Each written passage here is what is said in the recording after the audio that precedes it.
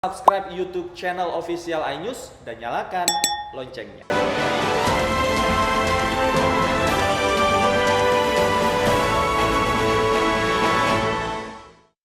Ratusan pengunjung kafe di Cimenyan, Kabupaten Bandung, Jawa Barat malam tadi dibubarkan petugas karena melanggar jam operasional PPKM.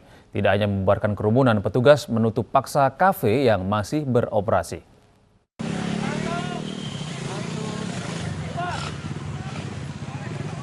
Petugas gabungan terdiri dari TNI, Polri, dan Satpol PP Minggu malam merazia sejumlah kafe yang berada di lokasi wisata Ciburial, Cimenyan, Kabupaten Bandung, Jawa Barat. Satu persatu pengunjung yang berkerumun didatangi petugas dan langsung dibubarkan.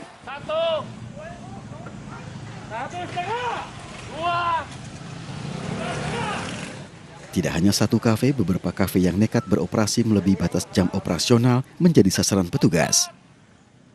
Petugas meminta semua pengunjung untuk pulang dan menutup kafe. Sudah kita buktikan, malam hari ini kita udah kerja keras, sehingga kafe-kafe udah kosong. Kita bubarkan semuanya. Dan ditindak. Ada beberapa mas ya, ada beberapa tempat yang masih membandel, khususnya melampaui jam operasional mas ya. Jam operasional.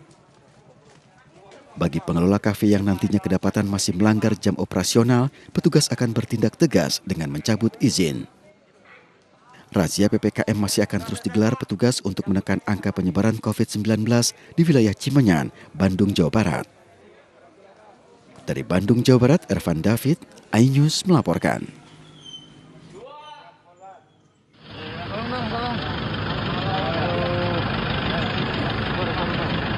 Sejumlah lokasi yang menjadi kerumunan di Kecamatan Cengkareng, Jakarta Barat, Minggu malam dirazia tim Satgas COVID-19. Seperti di Jalan Inspeksi Kali Mukefat Rawabuaya, sejumlah pemuda berkumpul tanpa memperhatikan protokol kesehatan. Petugas juga meminta pedagang untuk menutup dagangannya.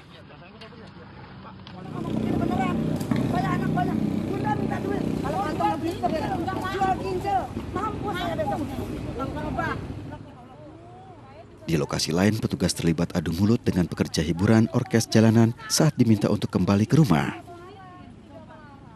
Ngamen gini Bu? Ngamen Pak, saya buat makan anak. Dapat 15.000, dapat 20.000, cukup apa buat makan anak Pak sehari-hari. Dapat 20.000, 15.000 cukup apa anak saya banyak. Emang nggak bisa siang Bu? Ya saya kan siang punya alat. Gimana sekarang punya alat mah mendingan Pak saya ngamen keliling. Kita menanggapinya maklum karena mereka juga mencari nafkah, tapi tempatnya yang salah dan waktunya.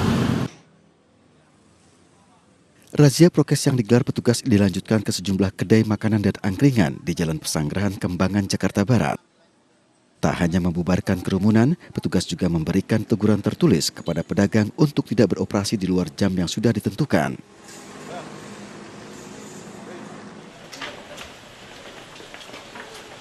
Di kawasan Kebonjeruk, Jakarta Barat, petugas juga merazia sejumlah tempat yang nekat beroperasi di luar jam malam masa perpanjangan PPKM. Arena ketangkasan biliar didatangi petugas dan didapati sejumlah orang masih berkumpul. Petugas terpaksa membubarkan pengunjung dari arena biliar. Di lokasi ini puluhan botol minuman keras dari berbagai merek disita. Kita dapatkan masih ada aktivitas yang bermain, maka tadi kita sudah umumkan langsung pembubaran kegiatan mereka yang masih beraktivitas. Dalam razia ini, petugas memberikan teguran tertulis kepada pengelola untuk mematuhi ketentuan jam operasional di masa PPKM. Dari Jakarta, Rani Sanjaya, Miftahul Gani, iNews melaporkan. Pemirsa, seorang pegawai salah satu bank di Jember, Jawa Timur menangis ketika divaksin COVID-19. Pegawai bank tersebut mengaku takut pada jarum suntik.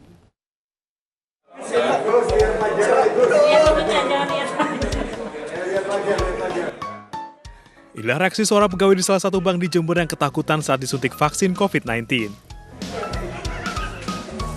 Guswantoro mengaku takut jarum suntik.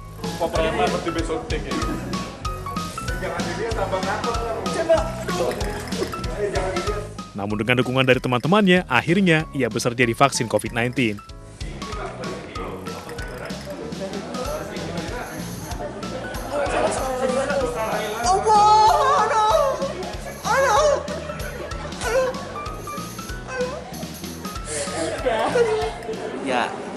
Takut. Ya, takut. Posisinya masih kayak nervous lah, kayak deg-deg. Harusnya kan masih takut gitu loh, Pak. Takut gimana, tapi demi kesehatan masih. Berdasarkan informasi dari Rumah Sakit Umum Jember, terdapat 670 pegawai Bank BRI di Jember dan BUMN yang menerima vaksin COVID-19. Dari Jember, Jawa Timur, Bambang Sugiarto, iNews melaporkan. Kita beralih ke informasi lain pemirsa, wacana memberi lencana penghargaan kepada warga yang melaporkan dugaan pidana di media sosial menuai pro dan kontra. Ketua Bidang Advokasi YLBHI khawatir kebijakan tersebut akan menjadi cikal bakal PAM Swakarsa.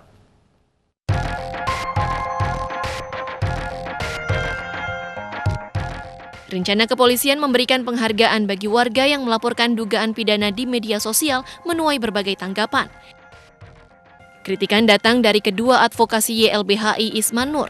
Rencana yang merupakan bagian dari program virtual police ini dinilai akan menimbulkan fenomena saling lapor di antara masyarakat. Sangat berbahaya buat perkembangan dan juga hukum di Indonesia karena ini akan memacu masyarakat saling melaporkan dan menggunakan pasal atau undang-undang ITE yang selama ini sudah terbukti menjadi karet, mau ditafsir dan dipakai alat membungkam menjadi semakin masif. Ini juga bentuk lain dari PAM Swakarsa di mana aparat negara melibatkan masyarakat dalam penegakan hukum. Hingga saat ini, wacana pemberian lencana penghargaan untuk warga yang melaporkan dugaan pidana masih tahap perumusan. Masih akan diukur nominasi apa yang akan diberikan kepada seseorang yang menerima namanya Badge Watch. Ya. Jadi, apakah mekanismenya nanti dari kualitas atau kuantitas masyarakat yang membantu pihak Polri, dalam hal ini Direktorat Siber, dalam memberikan informasi, atau juga misalnya memberikan informasi yang diberikan kepada Direktorat Siber secara langsung. Ini belum final, tapi memang sudah dalam tahap perencanaan. Ya, namanya nanti Badge Watch. Lebih lanjut, kepolisian menegaskan wacana penghargaan tersebut adalah bagian dalam upaya pemeliharaan ketertiban masyarakat. Tim Liputan iNews melaporkan.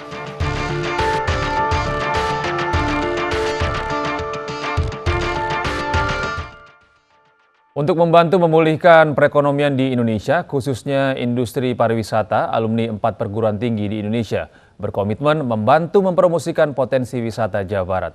Inisiatif ini pun mendapat apresiasi khusus dari Wakil Menteri Pariwisata Indonesia. Dalam rangka memulihkan kembali ekonomi Indonesia yang sempat terpuruk akibat pandemi COVID-19, alumni 4 perguruan tinggi yakni Universitas Padjadjaran, Universitas Indonesia, Universitas Gadjah Mada, dan Institut Pertanian Bogor berkolaborasi membantu pelaku usaha dengan cara mempromosikan usaha mereka baik wisata maupun kuliner. Wali Kota Bogor Bima Arya Sugiarto mengatakan para alumni 4 perguruan tinggi negeri dengan latar belakang yang beragam berpotensi membangun kembali perekonomian pariwisata Indonesia. Jadi ini bentuk nyata kolaborasi dan sinergi para alumni yang tersebar di berbagai macam kota dengan berbagai macam latar belakang. Pentahelix ini ada di sini.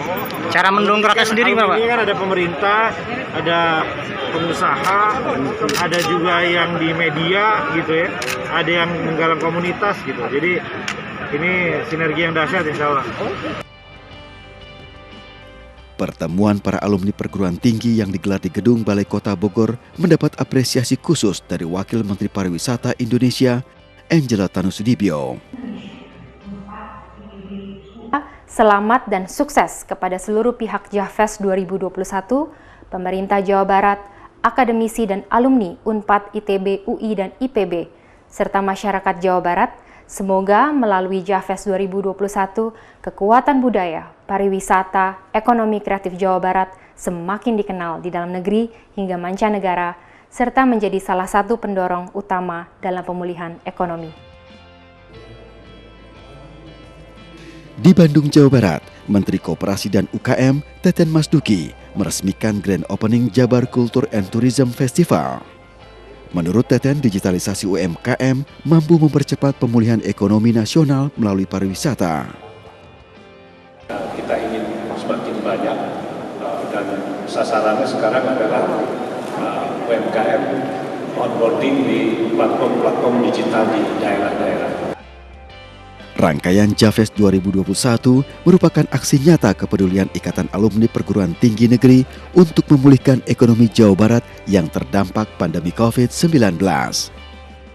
Jadi insya Allah modal awal kita akan punya sekitar 2.000 UMKM yang akan bergabung di platform My Unpad dan juga akan di-mirroring di platform masing-masing Ikatan Alumni, di mana UI punya UI Connect, kemudian juga IPB ada IPB Link, dan nanti di ITB platform juga.